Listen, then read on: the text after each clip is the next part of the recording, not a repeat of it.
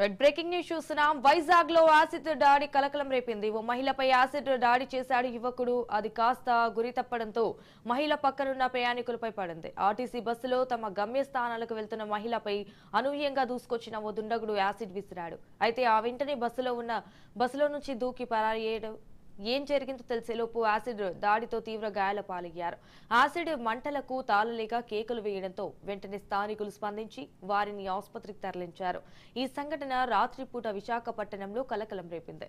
పోలీసులు అక్కడకు చేరుకుని విచారణ చేపట్టారు.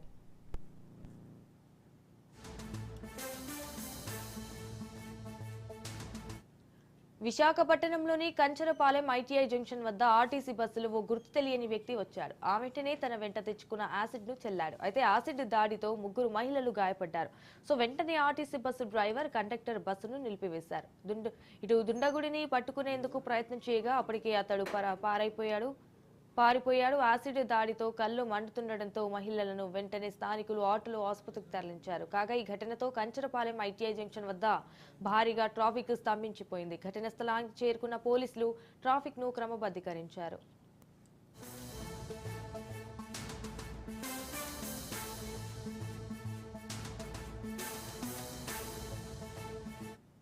యాసిడ్ దాడి చేసిన వ్యక్తి గురించి ప్రయాణికులను ఆరా తీయగా అతడి వివరాలు తెలియదని చెప్పారు. ఎందుకు దాడి చేశాడని తెలియడం లేదు. దుండగుడి ఆచూకీ కోసం పోలీసులు ఇటు సీసీ ఫుటేజ్ పర్యవేక్షణలో దర్యాప్తు చేస్తున్నారు. బాధిత మహిళల్లో నిందితుడి సంబంధికులు ఎవరైనా ఉన్నారా అని పోలీసులు విచారిస్తున్నారు.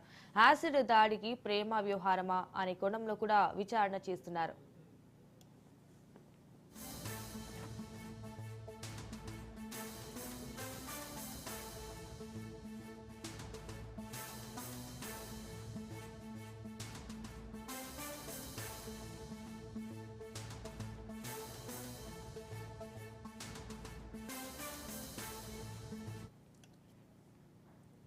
ఇసుక వైజాగ్ లో యాసిడ్ దాడి కలకలం రేపింది. ఓ మహిళపై యాసిడ్ దాడి చేశాడు యువకుడు. అది కాస్త గురి తప్పడంతో మహిళ పక్కనున్న ప్రయాణికులపై పడింది. సో ఆర్టీసీ బస్సులో తమ గమ్యస్థానాలకు వెళ్తున్న మహిళపై అనూహ్యంగా దూసుకొచ్చిన ఓ దుండగుడు యాసిడ్ విసిరాడు.